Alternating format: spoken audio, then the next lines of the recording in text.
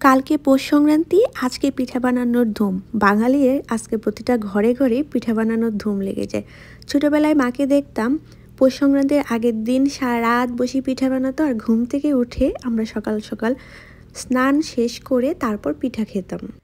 এই পৌষ সংক্রান্তি বা বাঙালির মকর সংক্রান্তি, এটা বাঙালিদের জন্য একটা বিশেষ একটা উৎসব। বাংলা মাসের শেষের দিন এই উৎসব পালন করা হয়। মা একা একা পিঠা বানাবে, তাই আমাকে বলেছিল যে আগের দিন যেন বাসায় চলে যাই। আর তাছাড়া মা সব পিঠার প্রিপারেশন করে রেখেছিল, আমি গিয়ে শুধু তেলে ভাজলাম আর তেল থেকে তুলে রসে ছাড়লাম। আজকে বাসায় অনেক ধরনের পিঠার আয়োজন চলছে। একটা সময় এই পৌষ সংক্রান্তি অনুষ্ঠানটা অনেক ঘটা করে পূজা টুজা করে পালন করা হতো।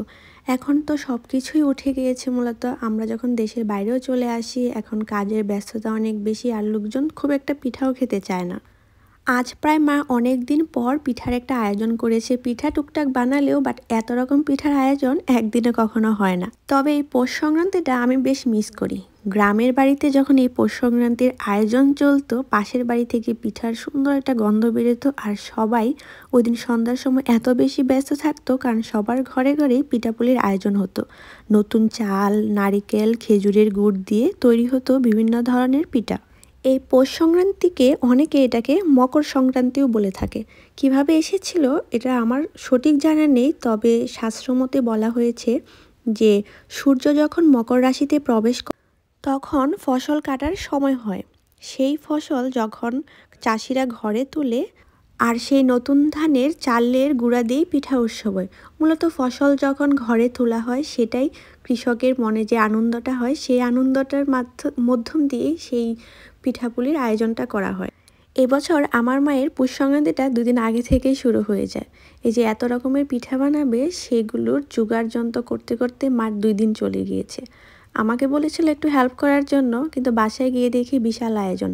সব কিছু রেডি করেছে, আমাকে বলল একটু ভেজে দে আর শুধুমাত্র রসে দেওয়ার জন্য। আপনাদের এই বছরের পৌষ সংক্রান্তিটা কেমন কাটলো বলুন তো? আমরা তো দেশে থাকার সময় খুব সকালে কাক ভোরে, যখন কাক ডাকার আগে আমাদেরকে ঘুম থেকে তুলে দেওয়া হতো যেন স্নান করে নিই। স্নান করে উঠানে বসে তারপর আমরা পিঠা খেতাম। এইগুলো এখন না থাকলেও নামমাত্র কিছু পিঠা বানানো হয়। আর এই যে এখানে এটাকে আমরা নারিকেলের সন্দেশের মতো কেটে তারপর তেলের মধ্যে ভেজে তারপর রসে সারা হচ্ছে। আর এখানে পাটিসাপটার প্রিপারেশন হচ্ছে এখন। আমি আর আমার মা রান্নাঘরে থাকলে দুনিয়ার আলাপ সালাপ হতে থাকে, এই গল্প থেকে ওই গল্প, ওই গল্প থেকে ওই গল্প। এইভাবে কিন্তু আমাদের সময়টা অনেক তাড়াতাড়ি কেটে যায়। এর জন্য মা বলছিল, এতগুলো পিঠা একা বানাতে গেলে আমার অনেক বেশি কষ্ট হয়ে যাবে, তুইও বাসায় আয়। আমিও ভাবলাম যে চলি, মার সাথে একটু হাতে হাতে কাজ করা হবে। ছোটোবেলায় কিন্তু আমরা এরকম চুলার পাড়ে বসে পিঠা বানানো দেখতাম, কিন্তু কখনো মাকে সাহায্য করা হতো না। আর এখন মনে হচ্ছে যে মাকে একটু সাহায্য করতে পারলে ভালো লাগবে। সেই চিন্তা করেই বাসায় থেকেই চলে আসছি আজকে একটু তাড়াতাড়িতে। তারপর আজকে দুপুরেও এখানে খাওয়া দাওয়া করে তারপর একদম বিকালের শেষের দিকে বাসায় যাব। আমি অন্য পিঠা বানাতে না পারলেও পাটিসাপটা পিঠাটা বেশ ভালোই বানাতে পারি। তাই মা আমাকে পাটিসাপটা পিঠার দায়িত্বটা দিয়েছিল, আর মোটামুটি মা সব কিছু রেডি করেছিল। এদিকে আমি পাটিসাপটা বানাতে বানাতে দেখি যে খাওয়ারও সময় হয়ে যায় দুপুরের। মা বললো যে দুপুরে খাওয়া দাওয়াটা শেষ করে আবার যেন পিঠা বানাই বাকিগুলো।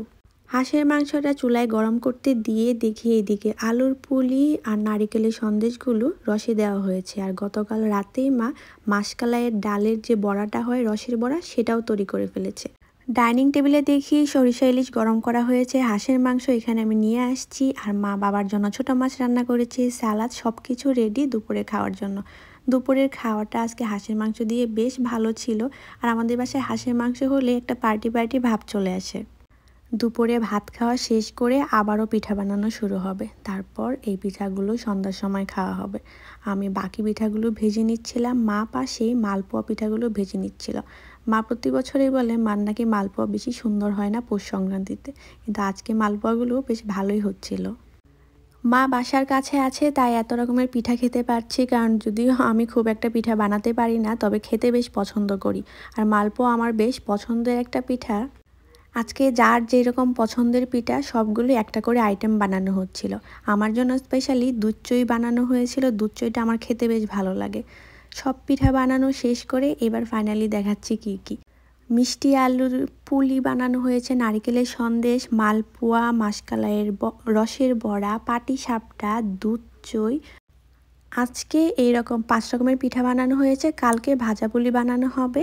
আর আজকের ব্লগটাকে এখানেই শেষ করছি, দেখা হবে অন্য একটা ব্লগে। আপনাদের পৌষ সংক্রান্তি কেমন কাটলো অবশ্যই কমেন্ট বক্সে জানাবেন। টাটা।